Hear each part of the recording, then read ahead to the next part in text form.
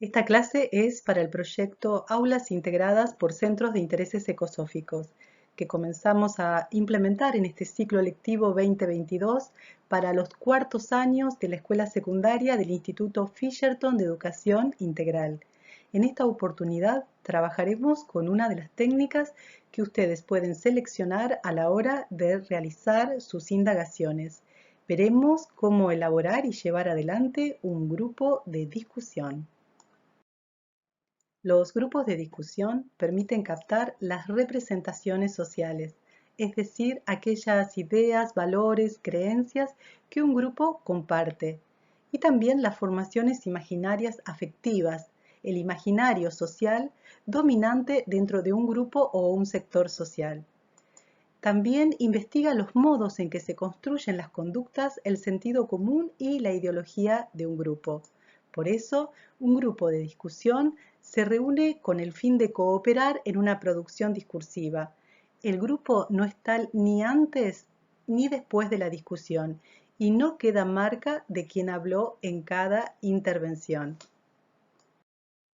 A la hora de diseñar y elaborar y llevar adelante grupos de discusión, es muy importante considerar la función del moderador o coordinador, ya que el mismo es quien es el encargado de iniciar y sostener la discusión del grupo en torno a un eje temático.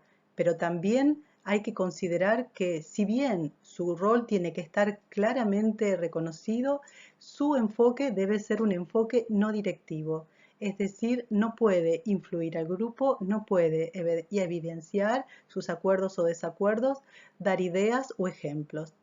Además, es quien anima la discusión cuando el grupo atraviesa ciertos nudos discursivos, es decir, cuando cae en ideas confusas, cuando comete contradicciones que luego no aclara, no delibera, no desarrolla, o cuando queda encerrado sin abordar temas conexos.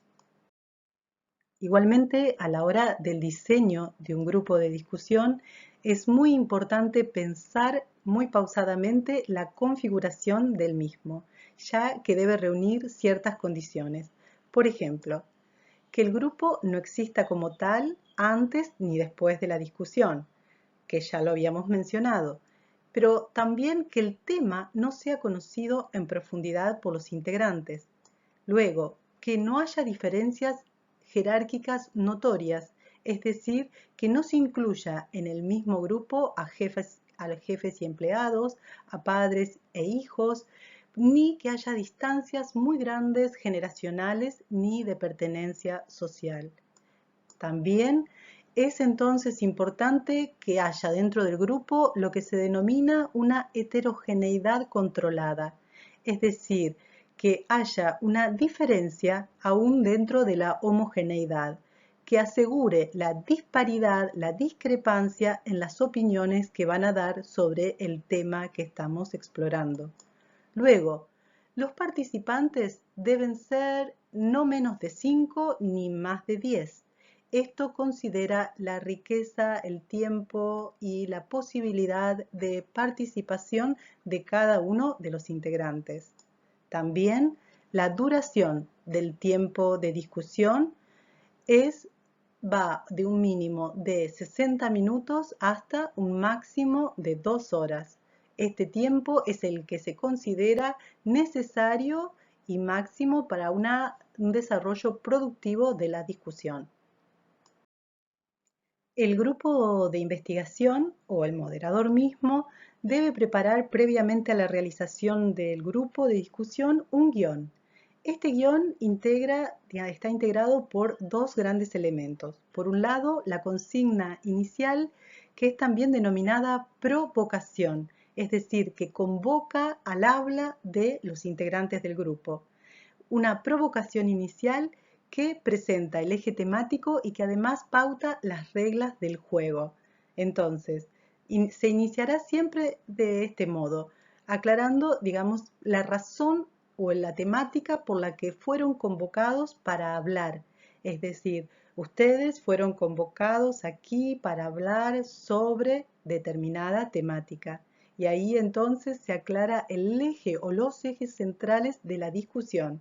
A continuación, se resalta la importancia de la participación libre de cada uno. Entonces, se deja en claro algo así como: es muy importante que ustedes se expresen libremente para dar a conocer sus pareceres, ideas, sus juicios.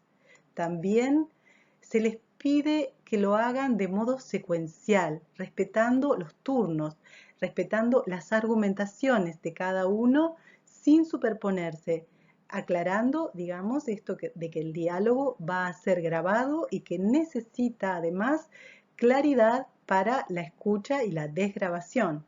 También se siguen pautando las reglas del juego, y en este sentido se aclara que todos los aportes que puedan brindar en relación con la problemática planteada van a ser muy valiosos, y en este sentido se anima la participación de cada uno y de todos.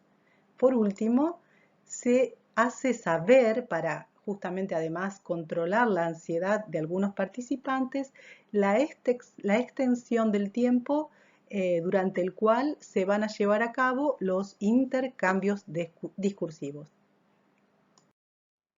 Además de la provocación inicial, el guión del moderador debe constar de consignas orientativas, es decir, un listado de tópicos que lo ayude a ir recorriendo las argumentaciones que el grupo tiene que abordar.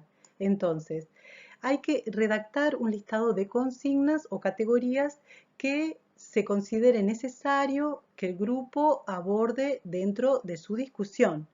A partir de este listado de consignas, entonces el moderador va constatando si el grupo las toca espontáneamente o si debe formularlas de manera explícita para que los integrantes hablen sobre las mismas. Es preciso entonces tener preparadas consignas que vayan recorriendo los distintos tópicos que tenemos enunciados en la problemática, en los objetivos y en la hipótesis de investigación, si ésta existiese. El moderador, al final, cierra la discusión cuando considera que se ha hablado lo suficiente tanto de las categorías propuestas como de las emergentes en el propio grupo. Veremos a continuación dos ejemplos de posibles guiones de orientación para explorar distintas temáticas con grupos de discusión. Bueno, uno de los primeros ejemplos que vamos a ver tiene que ver con los consumos culturales musicales de los jóvenes, ya que los grupos de discusión exploran preferencias, ideas, creencias, valoraciones sobre un aspecto de la realidad compartida por un grupo, en este caso de la juventud. Podemos explorar las influencias, por ejemplo, que tienen plataformas como Spotify y YouTube en la cultura juvenil y la construcción de sus preferencias.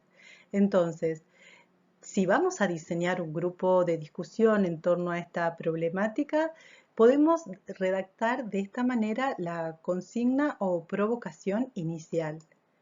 Entonces, diciendo: ustedes fueron convocados aquí para hablar sobre sus gustos y consumos musicales.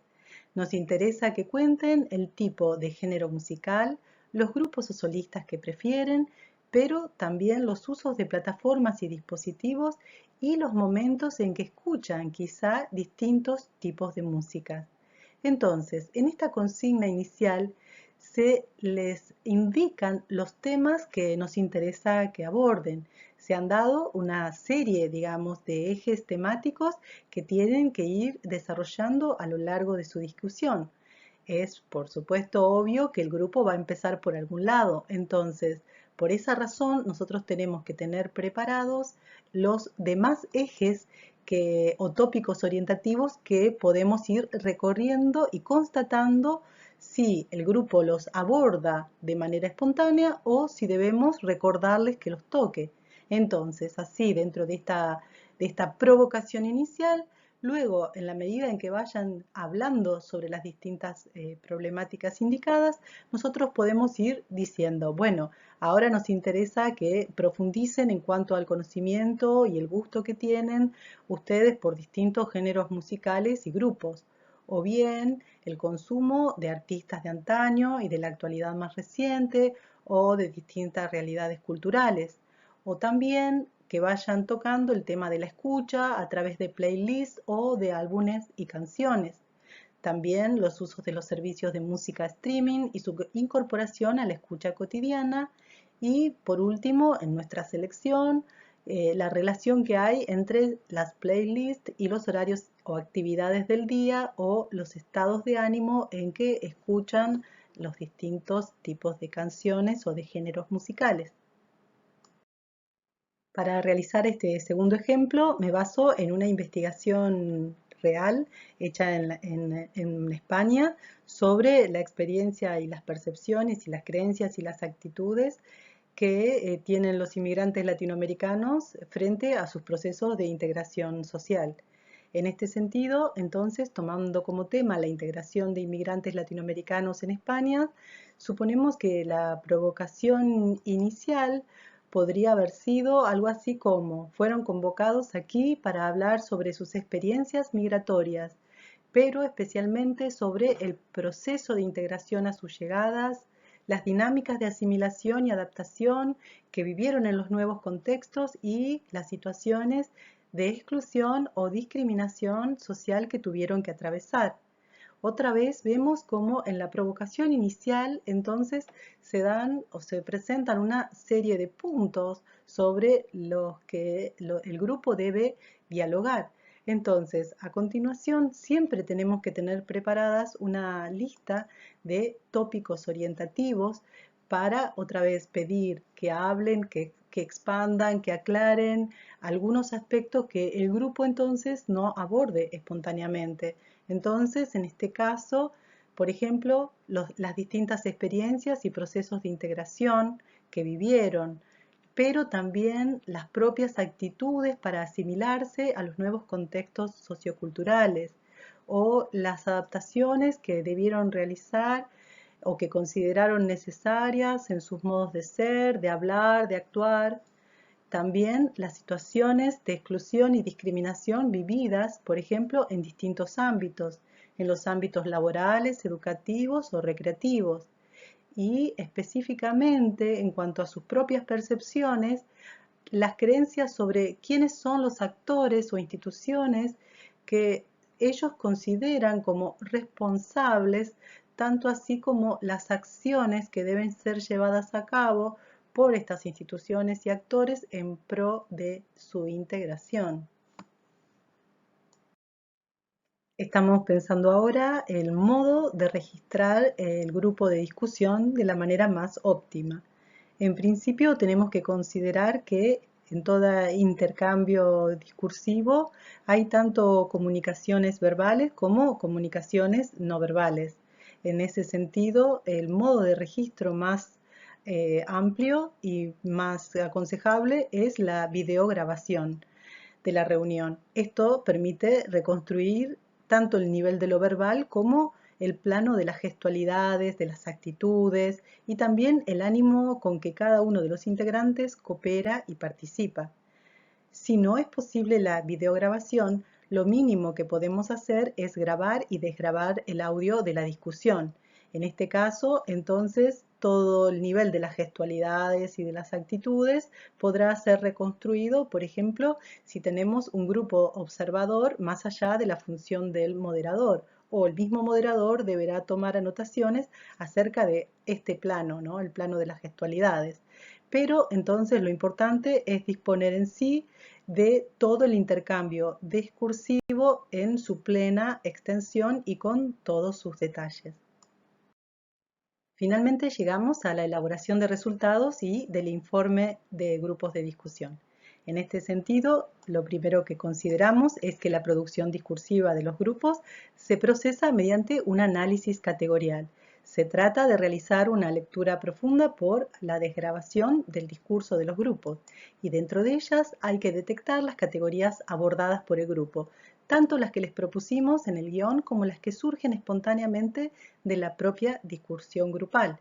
Entonces, listamos las categorías y bajo cada categoría se incluyen citas textuales de la discusión del grupo más un análisis interpretativo que se realiza desde la teoría o con las propias especulaciones que puede realizar el investigador. Entonces, hasta aquí llegamos con esta técnica, la del grupo de discusión.